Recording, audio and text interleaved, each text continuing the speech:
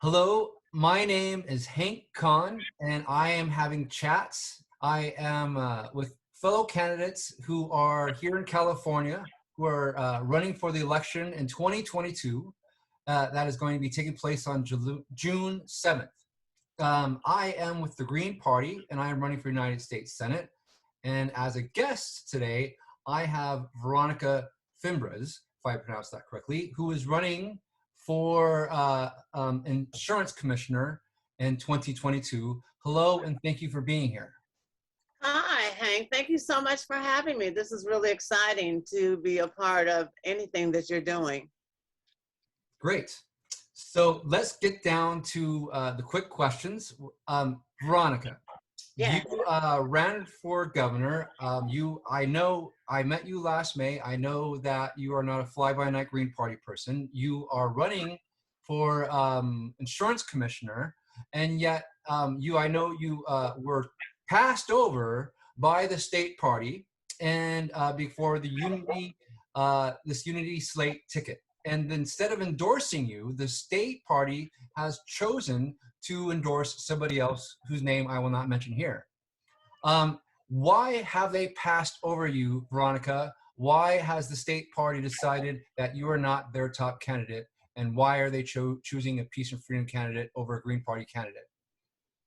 The logic really escapes me. So the person that came together with this unity slate stuff is a member of our party. I believe his name is Greg Jan. And he had talked to me before. And at the time, when after I didn't get on the ballot, I was a little despondent. I said, well, whatever you need me for. So then he calls me up and we're talking and he tells me, well, I've got you down for lieutenant governor. I said, no, no, I don't want lieutenant governor. It's a thankless job. It doesn't have any visibility. You might as well be invisible. And I said, I want to do something. And since I'm a nurse, I'd rather do something that I know something about, and that a little something about insurance. So he said, no, we already have somebody running for insurance. And I said, who is it? And he told me her name. I said, that's another party. Why are you endorsing another party? Well, she ran twice already. Well, then I said, 3 times does not make a charm in politics. So don't think that the third time is going to be a charm. And if she's running against me, she's going to lose.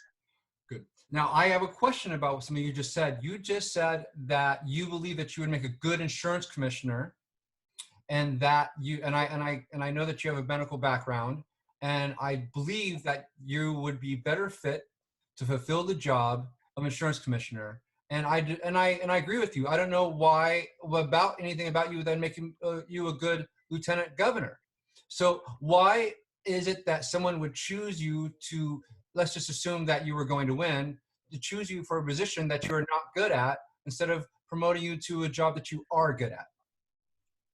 It makes no logic to me. It's almost like, why would you pick a person that has already shown you that they failed twice? Why would you endorse them for? And she ran for the same position the other 2 times. She ran for insurance commissioner. She failed. She's a teacher. And when I read her bio, because she's on the ballot again, and she's the only party that's like the Green Party in the sense that they don't take corporate money either, to my knowledge.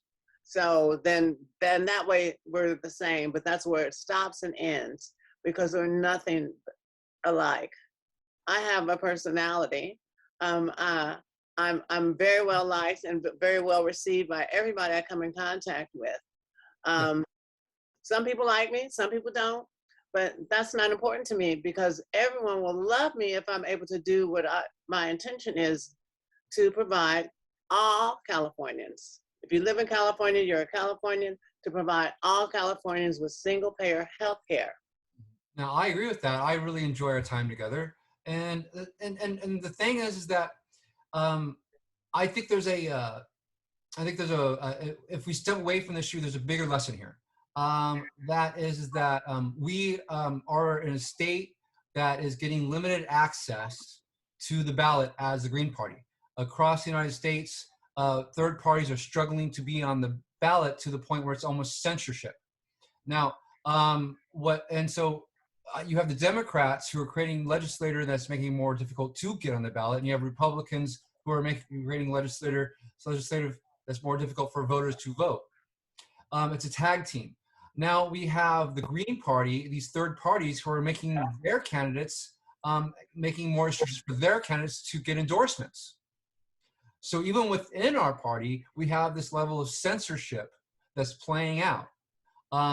Do you kind of agree or see what I'm trying to get at there? Oh, I do see what you're saying, but just let me say this.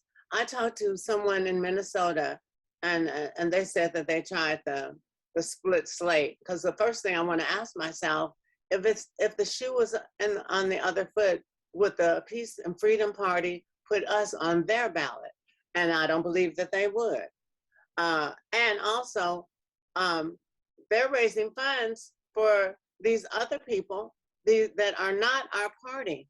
And I feel betrayed in a certain respect if you're talking about party, because you can't talk about community and talk about party and being a unity. So how are they calling that a unity slate when they've divided us? They've separated you and I from the pack, the rest of our party. And then they're telling people to vote this left unity slate. But it's my belief that people should, and I know they will, vote for who they think is the best candidate for the job. But our party should be lifting us up. They should be, when they're raising funds, they should make sure our campaigns get funds from their efforts. I mean, we're talking about the state party. And then there's the United States party. And nobody's giving us any help. So what I feel is absolute betrayal of the whole thing. When you talk about community and a party, I don't think we should have divided. If we're having trouble being on the ballot ourselves, why would we invite somebody else to be on the ballot and to fill in slates where we have active, wonderful candidates running? It makes no sense. And I want to give you evidence of that is right here, and I'll put this up. I also wanted to, I turned to the state California Green Party, U.S., and have them publish a kind of press release saying that I was running for office. I wrote them, and the media chair, Miss Diana Brown, wrote, "Mr. Khan, our party process dictates that your state party must first endorse you and send us a press release stating so." So we have not yet received a Green Party endorsement of your candidacy. When we receive of that, we'll gladly promote you. So what they essentially just wrote me is that saying if the state party does not endorse Veronika Fimbres, all of the resources at the U.S. level you're cut off from. Exactly, and I know Diana, and she's got a kind heart. She's really wonderful at what she does, and she set up this great tutorial for all the things that you should be a part of and the sites you should join and get your message out and blah blah blah blah. But to say that you have to get your endorsement from your party, well, if your party's not endorsing you, how do you get your denied access to the other benefits of being a party member?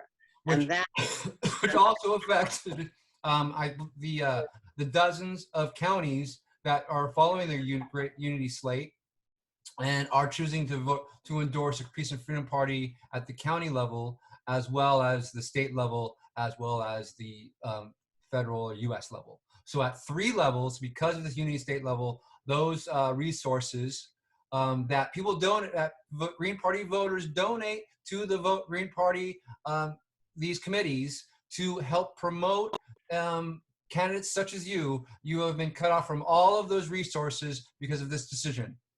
Right. It smacks of, our party's not supposed to have discrimination. We're supposed to celebrate diversity. A perfect example is last month was a Women's International Month and all that. And they were touting these two Peace and Freedom candidates and our one Green candidate that was controller, and the one that's running for insurance commissioner against me, and the and the other woman that's running for, I think she's running for treasurer, and there's nobody against her, as far as I know. But then that cuts me out of the picture. And I'm every bit a woman as anybody, any of those other women there. And because I'm a Green Party, if you're going to talk about unity and slates and the women of our party, hello, I'm not chopped liver. I'm an active member in our party. I've done everything to lift us up. And Yeah. in my messages, I lift up everybody that's green, because I'm not lifting up those other people. Now, as we move on to another topic, I received the same news from Mr. Greg Jan, but via writing. It says, "Hi Hank, thank you very much for contacting us. And when I was looking for a state level party endorsement." Now it says that they were in talks with the Peace and Freedom Party. Oh, why? There we go. And that they're concerned that without 2% of the vote, they are unable to get on ballot status. And since the Peace and Freedom Party may appeal to many of the same voters, that they feel that they don't want the Peace and Freedom and Green Party to compete. There is, to me, an insult that Peace and Freedom Party voters and Green Party voters have such an overlay of similarity that they will you just vote for either party, whatever comes their way. But for Mr. Greg Jan to assume that we are all just kind of interchangeable is kind of insulting and wrong. Now, I was told that it wasn't even his place to make such a decision, that he was out of category, and he just decided on his own. And but that people are actually following him. This is where it gets really, really weird, because people are actually listening to him. Mm-hmm. And when I put my name on the Green Party summary that's in the mail that we get on all the time, and Twitter, they said that Veronika, we're excited that you're running, blah blah blah blah, and we're voting for you. We don't understand this left unity slate. So we're green, you're green, you got my vote, and that's the way it should be, because I don't know that much about Peace and Freedom. All I know is that the candidate that I'm running against of that party has run twice and she failed. And then when you read her campaign statement is insane to me. Mm-hmm. It's insane because she's saying in her, and she and I have both, I think, have about 8 words in our ballot statement. No, I couldn't afford more than 8. But she says she wants to abolish the insurance agencies. So then if you abolish the insurance agencies, which you won't be able to do, but if you abolish them and cancel insurance, then why would they need an insurance commissioner? Why would they even need you? They won't. You would, so you're voting to cut yourself out of a job, which is just makes no logical sense. And she's a teacher. That's what's frightening to me. Now, Veronika, how many years have you roughly have you been a Green Party voter? I've been a Green Party voter since 2003. Okay, so for a couple of decades, you are you are running for the insurance commissioner at the state level. You obviously qualify to run for that, and the California Green Party, the Green Party you were running for, has decided not to endorse you, but to endorse a Peace and Freedom Party voter instead.